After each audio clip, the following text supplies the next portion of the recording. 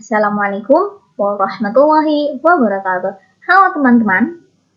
Oke, sebelum kita masuk ke materi yang akan kita bahas pada hari ini, jangan lupa like, komen, dan subscribe ya, agar channel ini terus berkembang dan selalu menebar manfaat.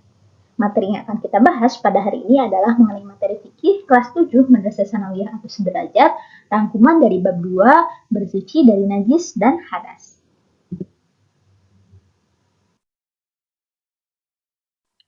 Baik, yang pertama kita akan membahas mengenai najis dan tata cara mensucikannya.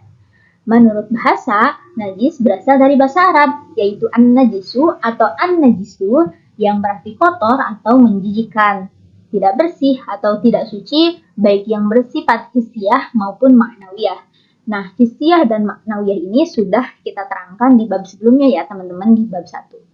Kemudian, menurut istilah, najis bisa diartikan suatu benda yang mengotori pakaian atau badan kita yang menghalangi sahnya ibadah kita kepada Allah.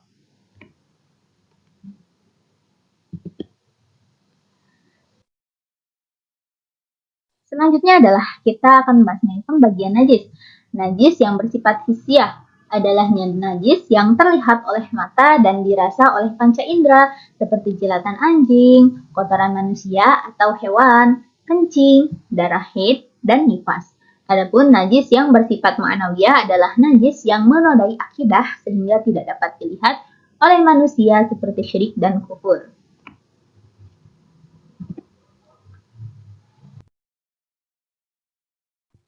Nah, adapun di sini ada dasar dari mensucikan najis.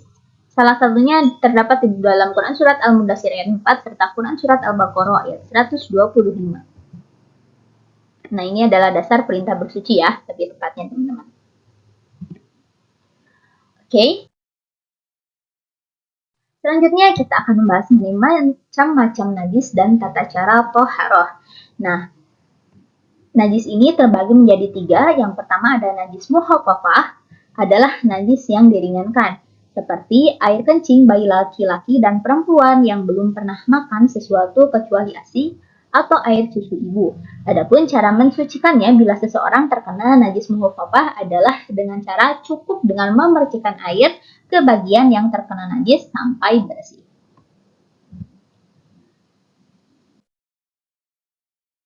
Yang kedua ada najis mutawassithah, merupakan najis yang berada di tengah-tengah antara najis muhaffafah dan mughaladah, dan najis yang keluar dari kubul dan dubur manusia kecuali air mani.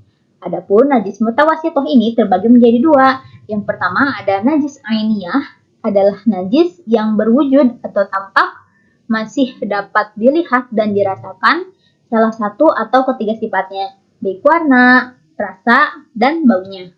Yang kedua ada juga najis hukmiyah, adalah najis yang tidak tampak seperti bekas kencing.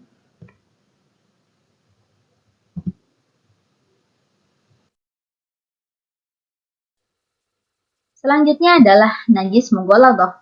Najis mughaladah adalah najis yang diperberat, seperti anjing dan babi. Termasuk najis ini adalah air liur kedua binatang tersebut, sperma keduanya, dan anak-anak dari hasil persilangan dengan hewan lainnya. Adapun cara mensucikan dari najis mughaladah ini adalah lebih dulu dihilangkan wujud benda najis itu, kemudian dicuci dengan air bersih 7 kali dan salah satunya dicampur dengan debu.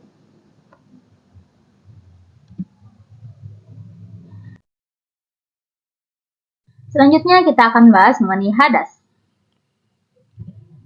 Menurut bahasa, hadas adalah suatu perkara yang baru. Sedangkan menurut istilah, hadas adalah suatu keadaan seseorang yang dianggap tidak suci menurut agama.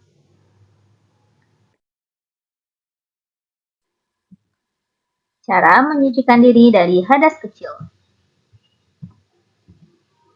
Yang pertama adalah dengan cara berwudu. Dan yang kedua adalah istinja. Nah, kalau wudu mungkin teman-teman sudah tidak asing ya. Wudu itu adalah suatu ritual, suatu kewajiban di mana ketika kita akan melaksanakan sholat atau misalkan membaca Al-Quran dan lain sebagainya agar kita bersuci gitu. Adapun wudu, rukun wudu ada 6 ya teman-teman. Kemudian yang kedua yang akan kita bahas adalah istinja. Nah, menurut bahasa, istinja ini bermakna perbuatan yang dilakukan untuk menghilangkan najis. Menurut istilah, istinja adalah perbuatan untuk menghilangkan najis dengan menggunakan benda seperti air, batu, atau benda-benda padat lainnya yang sejenis. Cara menyucikan diri dari hadas besar.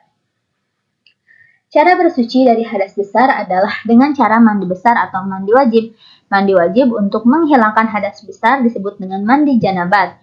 Adapun tata cara mandi besar, yang pertama adalah niat dan yang kedua adalah mengguyur semua anggota tubuh tanpa terkecuali. Jadi memang ketika seseorang akan melaksanakan mandi besar ini, air itu harus mengalir kepada seluruh tubuh tanpa terkecuali.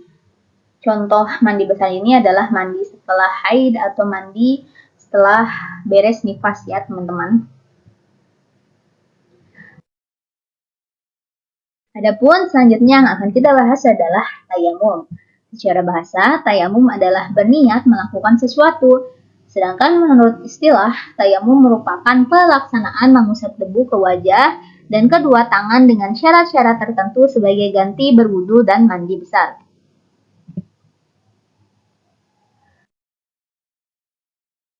Ketentuan khusus tayamum. Yang pertama harus dilakukan setelah masuk waktu sholat. Yang kedua, jika disebabkan oleh kelangkaan air, maka harus dibuktikan setelah melakukan pencarian dan pencarian tersebut dilakukan setelah masuk waktu sholat. Yang ketiga, tanah yang dipergunakan harus yang murni, tidak bercampur dengan barang lain seperti tepung suci, bersih, lembut, kering, dan berdebu.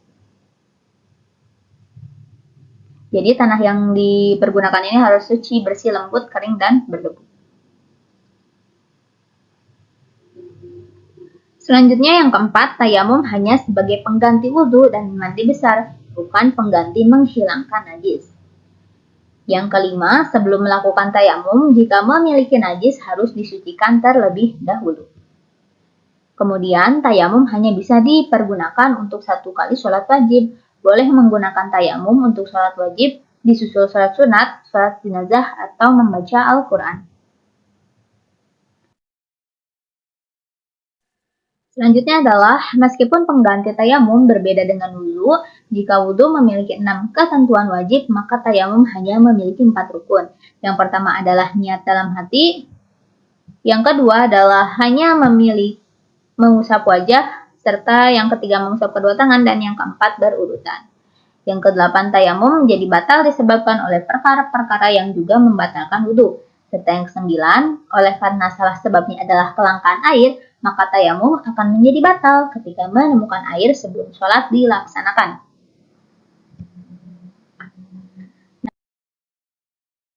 Nah, di sini teman-teman bisa lihat ya, ada tata cara pelaksanaan tayamum. Boleh di-pause terlebih dahulu jika teman-teman merasa ingin lebih memperhatikan. Nah, tata caranya yang pertama adalah letakkan kedua telapak tangan pada tanah yang murni, suci, bersih, lembut, kering, dan berdebu. Yang kedua, niatlah melakukan tayamum bersamaan dengan mengusap wajah dengan debu yang ada di kedua telapak tangan tersebut. Yang ketiga, letakkan kembali kedua telapak tangan pada tempat lain dari tanah yang murni, suci, bersih, lembut, kering, dan berdebu. Yang ketiga, usapkan telapak tangan kiri ke punggung tangan kanan dari bagian jari sampai siku. Lalu usapkan telapak tangan kiri tersebut ke bagian dalam tangan kanan dari bagian siku sampai ke ujung jari. Serta yang terakhir, usap telapak tangan ke punggung tangan kiri dari bagian jari sampai ke siku, kemudian usapkan telapak tangan kanan tersebut ke bagian dalam tangan kiri dari bagian siku sampai ujung jari. Nah, di sini ada gambar-gambar dari tata cara pelaksanaan tayamum. Hikmah dalam pelaksanaan bersuci. Yang pertama adalah menyadari fitrahnya sebagai manusia. Yang kedua, menjaga harkat dan martabat sebagai manusia. Yang ketiga, menjaga harkat dan martabat agama Islam. Serta yang terakhir, menjaga harkat dan martabat di hadapan Allah. Baik, cukup sekian pembahasan kita pada materi kali ini. Semoga bermanfaat. Mohon maaf apabila ada kesalahan.